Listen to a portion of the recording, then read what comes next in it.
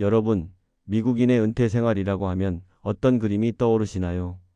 따뜻한 플로리다나 애리조나의 전원주택, 은퇴연금으로 여유롭게 골프를 치는 모습이 떠오르실 겁니다. 하지만 지금 미국 사회에는 우리가 전혀 알지 못했던 충격적인 방식으로 노후를 보내는 100만 명 이상의 사람들이 존재합니다. 바로 집 대신 캠핑카를 택한 사람들입니다. 그들은 스스로를 현대의 유목민이라 부르며 한 곳에 정착하지 않고 계절에 따라, 일자리에 따라 미국 전역을 떠돌아다닙니다. 이들의 이야기는 아카데미 작품상을 수상한 영화 노마드랜드를 통해 전 세계에 알려졌죠. 그런데 이 영화가 미처 다 보여주지 못한 잔혹한 진실이 있습니다. 이들의 유랑생활은 낭만적인 자유를 위한 선택이 아니라 피할 수 없는 경제적 몰락과 생존을 위한 처절한 몸부림이라는 사실입니다. 오늘은 이 미국의 노마드랜드 노인들, 그들이 캠핑카를 집으로 삼을 수밖에 없었던 중산층의 몰락 배경부터 우리가 잘 몰랐던 유목생활의 위험, 그리고 그들을 이용하는 거대 기업들의 실체까지 깊숙이 파헤쳐 보겠습니다. 왜 미국의 노인들은 그들의 황금기를 길 위에서 보내게 되었을까요? 이 비극은 두 가지 거대한 경제적 요인에서 시작됩니다. 이야기의 시작은 우리가 기억하는 2008년의 그 악몽, 금융위기로 거슬러 올라갑니다. 이들은 대부분 1990년대부터 2000년대 초반까지 안정된 삶을 살았던 미국의 중산층이었습니다. 당시 많은 이들이 평생 모은 자산을 주택에 쏟아부었습니다. 집값이 계속 오를 것이라 믿었기 때문이죠. 하지만 거품이 터지면서 그들의 자산은 휴지 조각이 되었고 주택담보대출을 갚지 못한 수많은 사람들이 하루아침에 길거리로 나앉게 되었습니다. 문제는 이들 중 상당수가 은퇴를 코앞에 둔 50대, 60대였다는 점입니다. 다시 일어서기엔 너무 늦었고 그렇다고 주저앉기엔 남은 생이 너무 길었죠. 이들은 주택담보대출금리 상승과 부동산 가격 폭락으로 인해 집을 차압당하거나 모기지 대출을 감당하지 못하고 은퇴 자금을 털어넣는 수밖에 없었습니다. 위기가 끝난 후에도 이들은 직장으로 돌아가지 못하거나 훨씬 낮은 임금의 서비스직 일자리만 구할 수 있었습니다. 여기에 더해 붕괴된 연금 시스템과 의료비 폭탄이 이들을 벼랑 끝으로 몰았습니다.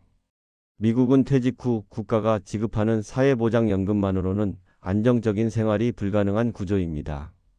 중산층은 주로 회사에서 제공하는 퇴직연금이나 개인 저축으로 노후를 준비해야 했죠. 하지만 위기로 인해 퇴직연금 계좌가 반토막 났고 미국 사회의 고질적인 문제인 천문학적인 의료비는 이들의 남은 저축마저 흡수했습니다.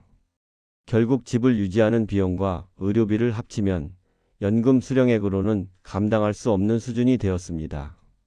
결국 그들은 잔인한 선택을 강요받았습니다. 월세를 내다가 굶어 죽을 것인가, 아니면 집을 포기하고 차에서 먹고 살 것인가. 그렇게 수많은 은퇴자들이 짐을 싸서 캠핑카로 들어갔습니다. 결론적으로 캠핑카는 이들에게 자유가 아니라 집을 가질 여력이 없는 사람들을 위한 가장 저렴한 주거 대안이 되어버린 것입니다. 집을 팔거나 포기하고 그 돈으로 캠핑카를 산 후 매달 나가는 주거 비용을 제로에 가깝게 만드는 것이 그들의 생존 전략이 된 것입니다. 이들이 캠핑카를 집으로 삼고 미국을 떠도는 방식은 우리가 생각하는 낭만적인 캠핑과는 거리가 멉니다. 그들은 계절마다 특정 일자리를 찾아 수천 킬로미터를 이동하는 이주 노동자입니다. 이른바 워크캠퍼라 불리는 이 현대의 유목민들은 아마존 같은 거대 물류 창고부터 국립공원, 대형 리조트까지 계절마다 일자리를 따라 이동하며 살아갑니다. 특히 아마존은 연말 대목 시즌에 캠퍼포스라는 프로그램을 운영하며 이들을 고용합니다. 아마존 물류창고 근처의 캠핑장 사용료를 지원해주고 시급 $15 내외의 단순 노동을 시키는 방식이죠. 겉으로는 은퇴 후 특별한 경험처럼 포장되지만 실제로는 60, 70대 노인들이 하루 10시간 이상 무거운 물건을 포장하고 옮기는 고강도 노동에 시달립니다. 캠핑카 주차 비용과 생활비를 벌기 위해 이들은 아픈 몸을 이끌고 노동을 할 수밖에 없습니다. 노인들을 위한 저렴한 노동력을 거대 기업이 효율적으로 활용하는 잔인한 시스템인 셈이죠. 일터에서 벗어난 그들의 일상은 더욱 처절합니다. 유료 캠핑장은 너무 비싸기 때문에 이들은 도시의 주차장이나 황무지로 숨어듭니다. 월마트 주차장은 그나마 안전한 편에 속합니다. 하지만 더 많은 이들은 미국 연방정부 소유의 토지인 BLM 지역으로 몰려듭니다. 이곳은 주차비가 공짜인 대신 전기나 수도 같은 문명의 혜택이 전혀 없습니다. 화장실이 없어 양동이의 볼일을 보고 며칠에 한 번씩 마을로 나가 물을 길어와야 하는 삶. 사막의 떼약볕과 혹한의 추위를 얇은 차체 하나로 견뎌내야 합니다. 캠핑카로 떠도는 이들에게 가장 어려운 것은 공식적인 주소의 부재입니다. 은행 계좌를 열거나 투표를 하거나 심지어 우편물을 받기 위해서는 주소지가 필수입니다. 그래서 이들은 사우스 다코타주 같은 곳에 있는 알비 우편물 취급소에 월 회비를 내고 주소를 등록합니다. 이들은 법적으로는 그곳에 거주하지 않지만 서류상으로는 그곳의 주민이 되는 이중적인 삶을 살 수밖에 없습니다. 낭만적인 영화 속 이미지와 달리 캠핑카 유목 생활은 심각한 안전 문제와 건강 문제를 안고 있습니다. 외진 BLM 지역이나 붐비지 않는 캠핑장에서는 경찰의 보호를 받기 어렵습니다. 특히 여성 노마드들은 낯선 곳에서 잠을 자거나 화장실을 이용할 때마다 성범죄와 강도의 위험에 노출됩니다. 이들은 밤이 되면 캠핑카 문을 걸어 잠그고 스스로를 보호하기 위해 호신용 스프레이나 심지어 총기를 준비하는 경우도 흔합니다. 또한 캠핑카를 타고 전국을 떠도는 이들은 한 주소지에 정착하지 않기 때문에 안정적인 의료보험 혜택을 받기 어렵습니다. 고정된 의료진을 만날 수 없어 만성질환 관리나 정기검진이 사실상 불가능하며 응급 상황이 발생해도 외진 곳에서는 구급차를 부르기까지 오랜 시간이 걸립니다.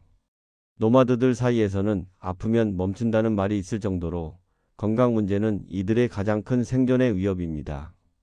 길 위의 삶은 끊임없는 불확실성과 외로움의 연속입니다.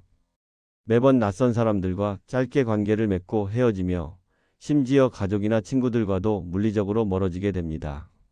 이는 노년층에게 심각한 심리적 고립과 우울증을 유발합니다.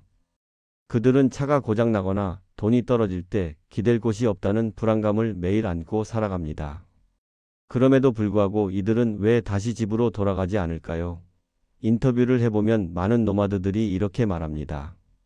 적어도 이 차 안에서는 내가 내 삶의 주인이다. 매일 빚 독촉 전화를 받으며 월세를 걱정하던 살보다는 조금 불편하더라도 지금이 삶이 더 낫다고 말하는 모습은 이 시대의 씁쓸한 현실을 보여줍니다. 이는 미국 사회의 안전망이 얼마나 처참하게 무너졌는지를 보여주는 증거이기도 합니다. 미국의 노마드랜드 노인들은 개인의 선택과 자유를 상징하는 것처럼 보입니다. 하지만 그 이면에는 21세기 자본주의가 낳은 가장 잔혹한 현실이 숨어 있습니다. 수십 년간 세금을 내고 성실하게 살았던 미국의 중산층이 은퇴 후 집을 잃고 낡은 캠핑카에서 살기 위해 다시 아마존 물류창고에서 저임금 노동을 해야 하는 비극.